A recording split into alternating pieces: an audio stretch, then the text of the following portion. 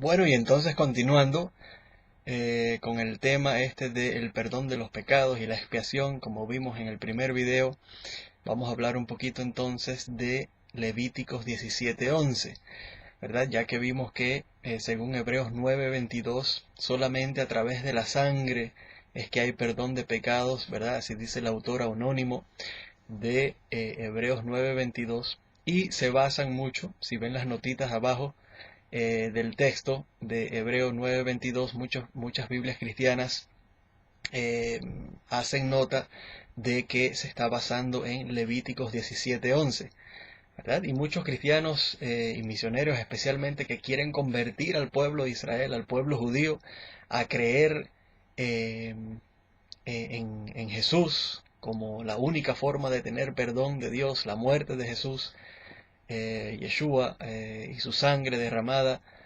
como un sacrificio perfecto una vez y por toda la humanidad, y todo aquel que cree en ese sacrificio lo acepta, entonces verdaderamente obtiene perdón de Dios y puede entonces tener una relación con el Dios de Israel. Y los que lo rechazan entonces no tienen perdón y morirán en sus pecados, y su fin será sufrir en el infierno, como muchas veces dicen los misioneros. Entonces es importante analizar este versículo de Levíticos 17:11. ¿Y qué es lo que dice y en qué se enfocan? Se enfocan en el 17:11 de Levíticos, para especialmente la última parte donde dice que porque a través de la expiación del pecado, la expiación del pecado es a través de la sangre. Pero no leen el texto eh, completo.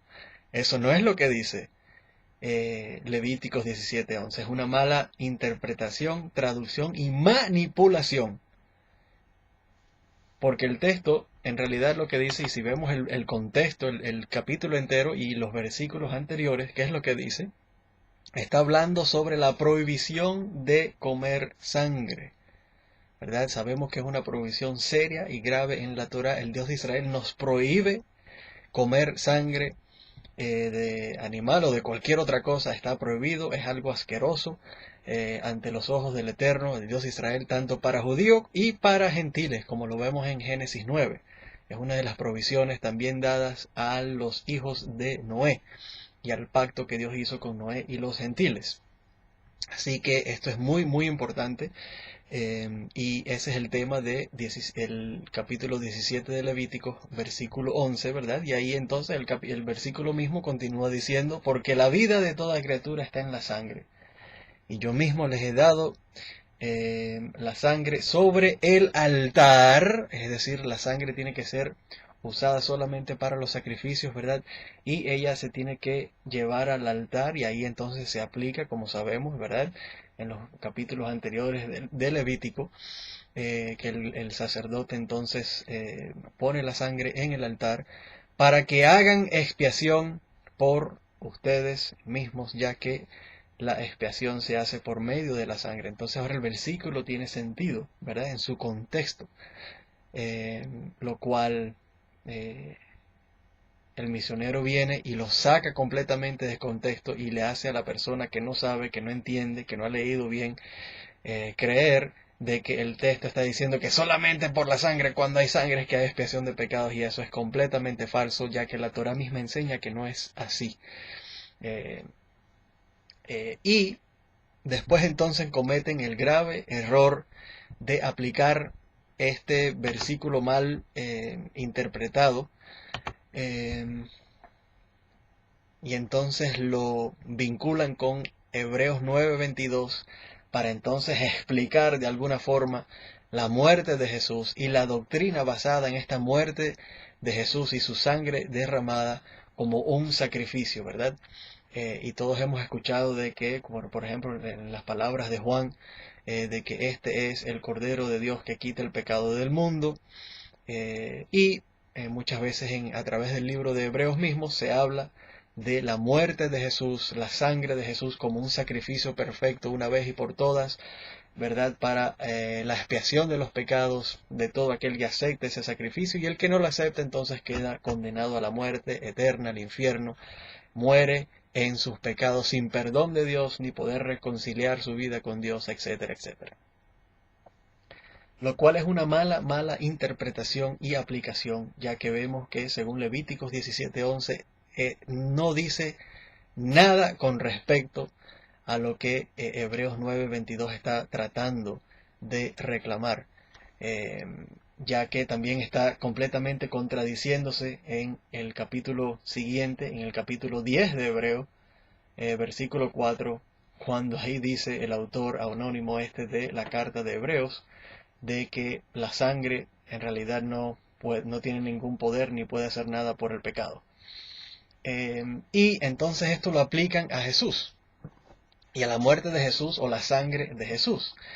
Y entonces la iglesia aquí se mete en serios problemas teológicos, doctrinales, ya que no hay respaldo para ninguna de estas teorías extrañas.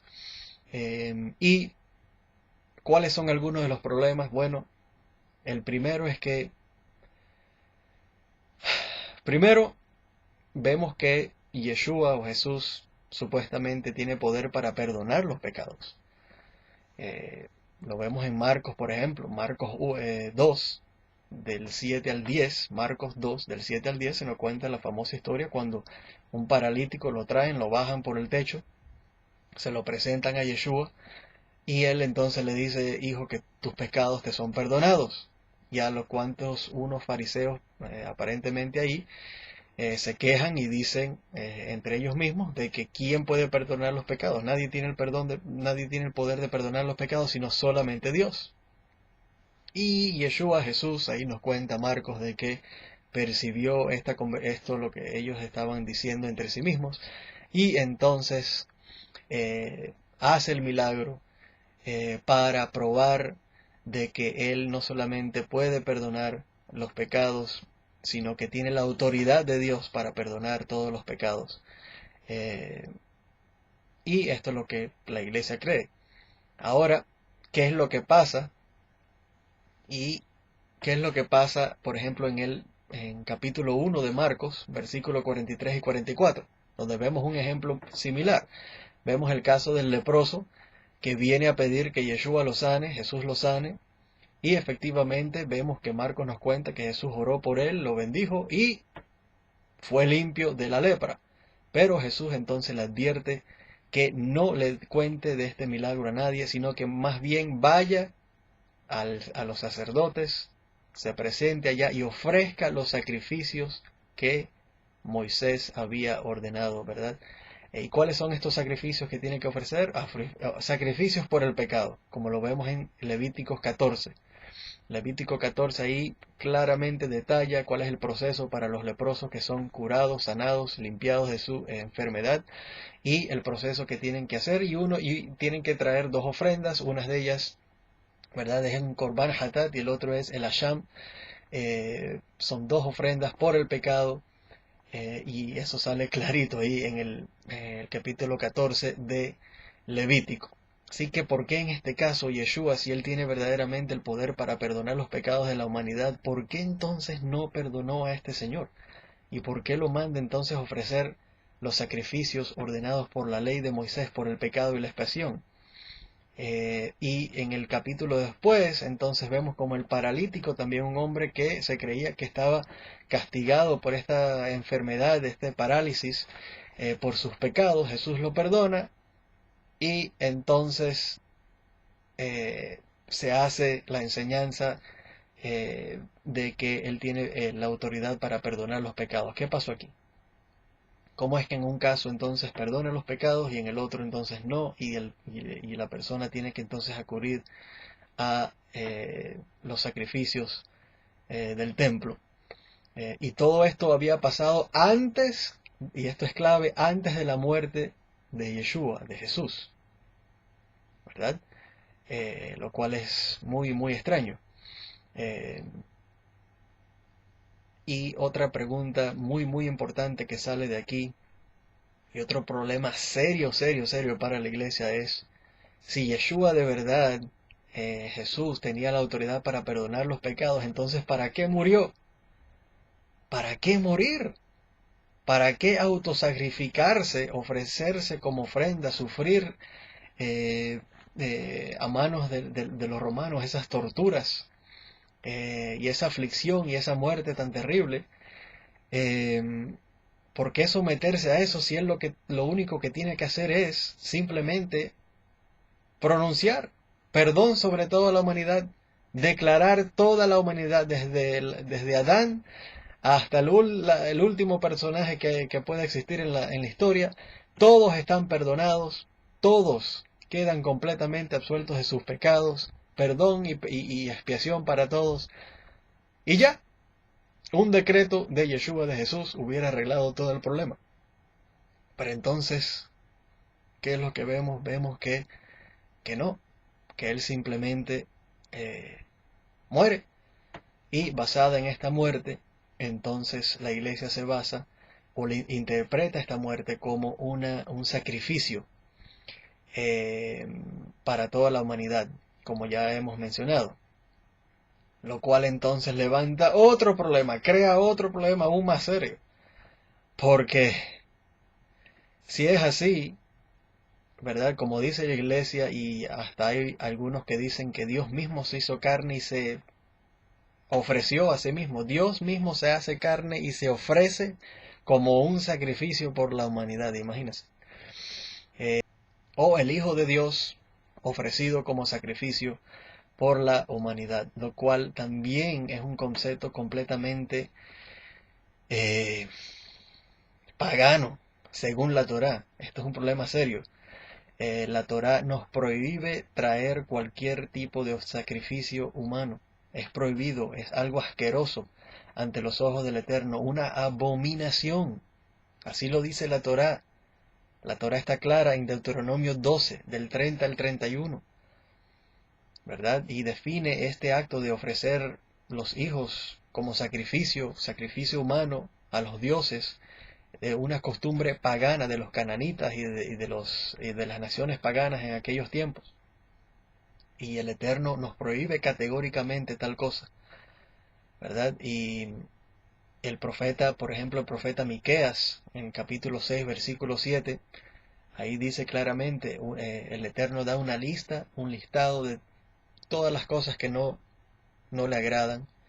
Y en el versículo 7 vemos clarito como dice, ofreceré mi primogénito como sacrificio al Eterno. Y vemos claramente como el Eterno no se agrada con ningún sacrificio humano, ¿verdad? Mucho menos que Él mismo se venga en forma de hombre y se sacrifique a sí mismo, ya que esto está prohibido, señoras y señores. Está prohibido por la Torá. Es algo que Él mismo condena y lo declara una abominación. Y de paso, de que ninguna de esa sangre de Yeshua o de Jesús fue colectada por ningún sacerdote, por ningún cohen, y fue llevada al altar y ofrecida en el altar como un sacrificio, señoras y señores, ya que también eso es prohibido. Y hay muchas cosas que decir con respecto a esto. Y es claro que la iglesia ha creado ciertos problemas teológicos, doctrinales con respecto a su interpretación sobre la muerte de Jesús y querer manipular los versículos, especialmente Levíticos 17:11, y aplicarlo entonces a Yeshua, Jesús y su muerte como expiación por toda la humanidad, lo cual vemos que completamente cuando es analizada y comparada a la enseñanza de la Torá y la Biblia hebrea, simplemente no tiene base, no tiene fundación, y es algo que tiene que ser completamente rechazado, porque en realidad ya tenemos perdón. El perdón viene de nuestro Padre Celestial. Todo judío, cada yehudí, todo hijo de Israel, todo hijo de Abraham, Isaac y Jacob, y aún los gentiles, todo gentil que se convierta al Dios de Israel, que reconozca que el Dios de Israel es el único Dios verdadero, ¿verdad? Y clame al Dios de Israel y confiese su pecado, se arrepienta, tiene perdón inmediatamente. Ahí mismo, en el mismo momento que se arrepienta, el Eterno ya ve, conoce el corazón, ahí mismo lo perdona. Esto lo vemos desde los tiempos bíblicos, en la Torá, lo vemos a través de la historia bíblica, como hemos mencionado ya en el primer video. Y esto es claro, así que ¿para qué entonces querer formar una doctrina, una teoría, como lo que ha hecho la iglesia con la muerte de Jesús, cuando el perdón ya viene directamente de nuestro Padre Celestial, y el pueblo de Israel siempre ha tenido perdón directamente de nuestro Padre Celestial. No necesitamos que venga un Mesías para perdonar nuestros pecados. No necesitamos, el Eterno nunca habla en la Biblia hebrea de que va a traer a su Mesías, al Hijo de David, para que muera como sacrificio por los pecados de la humanidad, y todo aquel que crea en ese sacrificio, entonces va a tener perdón de pecados. Eso no existe en ninguna parte, señoras y señores, no aparece. Y se pone la cosa más interesante cuando vemos que, según el profeta Ezequiel, capítulo 37 del 23 al 28, con la era mesiánica, cuando venga el Hijo de David, el David que el Eterno va a traer, ¿verdad? El Mashiach, el Eterno lo va a poner como príncipe, como rey sobre Israel en aquellos días.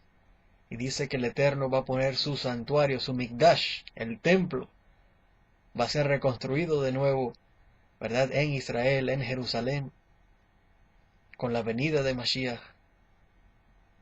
Y el capítulo 43, 44, 45, 46, 47, 48 de Ezequiel, los últimos capítulos de Ezequiel, describen detalladamente qué es lo que va a pasar con el templo. Léanlo, por favor. Es algo profético, es la palabra de nuestro Padre Celestial. Y habla ahí claramente cómo de nuevo se van a restablecer los sacrificios, las ofrendas al Eterno, el sacerdocio levítico, el sacerdocio de Aarón, los hijos de Sadoc de nuevo oficiando en el templo, ofreciendo los sacrificios al Eterno. Durante la era mesiánica, con Mashiach allí presente, señoras y señores. Así que cómo es que vino Mashiach a morir y que su sacrificio y su sangre, si vemos que en el futuro, cuando la era mesiánica, vemos completamente lo opuesto según la Biblia hebrea. Vemos claramente cómo durante la era mesiánica va a haber, el templo va a ser reconstruido y el servicio sacerdotal va a ser restablecido, y vamos a ver los sacrificios de nuevo ofrecidos aún por las naciones que van a venir, como dice el profeta Zacarías 14, del 16 al 20. Clarito, más claro que el agua no está. Aquellos que sobrevivan de las naciones van a subir a la casa del Eterno a celebrar las fiestas del Eterno, especialmente Sukkot, una fiesta donde se ofrecen sacrificios por las naciones. Así que, señoras y señores, esto tiene que estar claro. Según la Torá, según la Biblia hebrea, el perdón de los pecados, la expiación de los pecados viene primariamente, únicamente, centralmente, cuando una persona se humilla ante el Dios de Israel, confiesa su pecado, admite ese error y se compromete a cambiar su vida. El Eterno inmediatamente lo perdona, lo restaura y tiene una conexión directa con el Dios de Israel. No necesita intermediarios, ni sangre de animales, ni nada por el estilo. Con templo o sin templo. Cuando hay templo, cuando hay altar, sí, tenemos el mandamiento y muchos diferentes mandamientos con respecto a los sacrificios, pero eso es secundario. No es lo primordial, no es lo más importante al Dios de Israel. Y de nuevo, eso no cubre todos los sacrificios, ni todos los pecados. La Teshuvá es lo más importante para el Dios de Israel, como ya vimos en el primer video. Y el Mashiach no viene a perdonar nuestros pecados, no viene a darnos, no es un ticket para entrar al Olam Habá o a Gan Eden o a tener vida eterna. No, no, no, no, no. Esa vida eterna y esa salvación y ese perdón lo tenemos que ya haber tenido con nuestro Padre Celestial, nuestra relación con nuestro Padre Celestial. Él es el que nos perdona y que nos salva y que nos ayuda y que nos protege, y con Él es que tenemos que tener ese vínculo y esa unión. Así que es nuestra oración que el Eterno tenga misericordia de todos nosotros, nos lleve a su verdad, nos enseñe su Torah y podamos todos tener una verdadera relación con nuestro Padre Celestial, reconociéndolo como nuestro único Dios y Salvador verdadero. Y así entonces dedicarnos a su servicio de verdad, y podamos pronto en nuestros días ver con nuestros propios ojos la venida de Mashiach, Bimherá Beyamenu, la reconstrucción del templo que nos anunció Ezequiel, y podamos todos subir a la casa del Dios de Israel, adorar a nuestro Padre Celestial, juntos, danzando con Mashiach y con todos los sabios de Israel y todo el pueblo judío y de las naciones también que se quieran juntar de verdad, adorando a nuestro Padre Celestial. Bimherá Beyamenu. Amén.